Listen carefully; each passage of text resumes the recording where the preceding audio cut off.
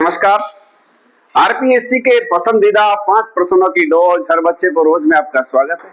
मैं हेम सिंह गुजर। आज का पहला प्रश्न साइंस का है। प्रकाश की गति कितनी है? बहुत जोरदार क्वेश्चन है। देखिए, इस क्वेश्चन का आंसर है लगभग 3 लाख किलोमीटर प्रति सेकंड। अगर सही आंकड़ों में बात करें 2,99,792 किलोमीटर प्रति सेकंड। प्रकाश जो है वो सूर्य से पृथ्वी तक आने में कितना समय लेता है? तो सूर्य से पृथ्वी तक आने में 8 मिनट 20 सेकंड का समय लगता है। अगर पूछा जाए कि सूर्य से पृथ्वी की दूरी कितनी है, तो सूर्य से पृथ्वी की दूरी है लगभग 150 करोड़। अगर संख्या में बात करें तो 149.6 मिलियन किलोमीटर। आज का दूसरा प्रश्न काफी इंपॉर्टेंट है। वीर सतसई ग्रंथ के लेखक कौन है? किसने लिखा था वीर सतसई ग्रंथ? तो बूंदी के महान कवि जो राज दरबारी भी रहे हैं, सूर्यमल मिश्रण। सूर्यमल मिश्रण ने वीर सतसई ग्रंथ की रचना की थी। देखिए, इसका नाम वीर सतसई क्यों है?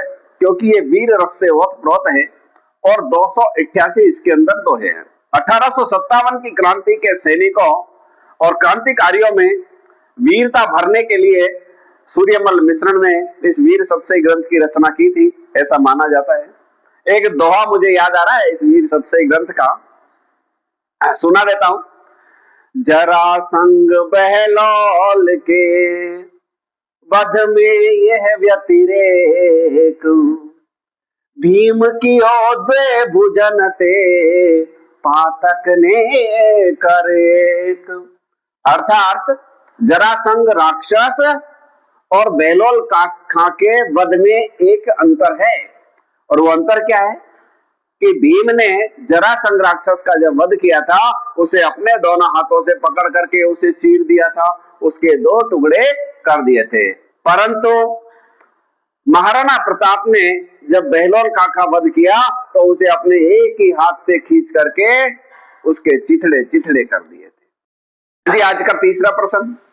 उस पत्रकार का नाम बताइए जिसने 1956 में राजस्थान पत्रिका समाचार पत्र प्रारंभ किया था, शुरू किया था। देखिए, हम सब जानते हैं उन्हें, निश्चित रूप से वो महान व्यक्ति है।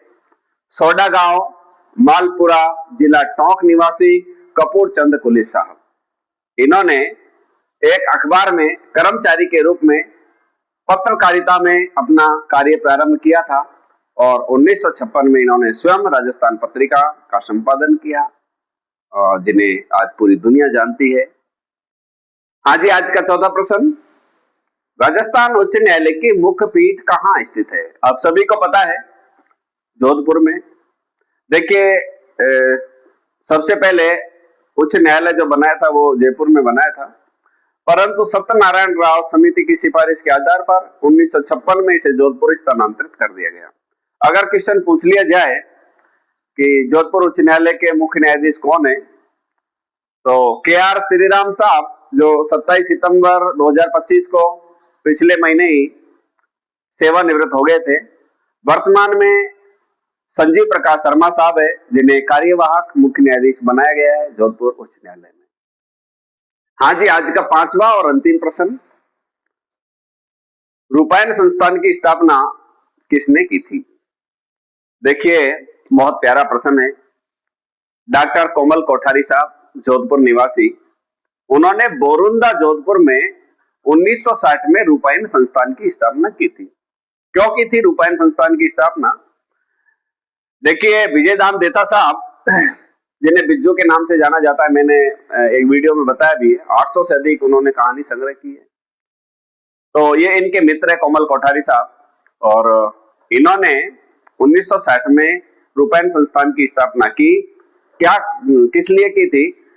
लोक कलाओं को संग्रहित करने के लिए, राजस्थान के लोक गीतों को जिंदा रखने के लिए, राजस्थान की लोक संस्कृति को बचाने के लिए इन्होंने रूपायन संस्थान की स्थापना की थी। ऐसा भी कहा जाता है, इन्होंने एक पत्रिका निकाली थी प्रेरणा के नाम से, उसमें ये प्रतिमाह एक लोकगीत प्रकाशित अवश्य करते थे। और ये जैसलमेर भी गए थे, वहां से लंगा और मांगणियार कलाकारों से मिले और उन्होंने उनके जो गायकी है उसे रिकॉर्ड किया। और यही कारण था कि लंगा और मांगणियारों को इन्होंने दिल्ली स्टेज तक पहुंचाया था। तो हम सभी जानते हैं। इन्हें बहुत बहुत धन्यवाद।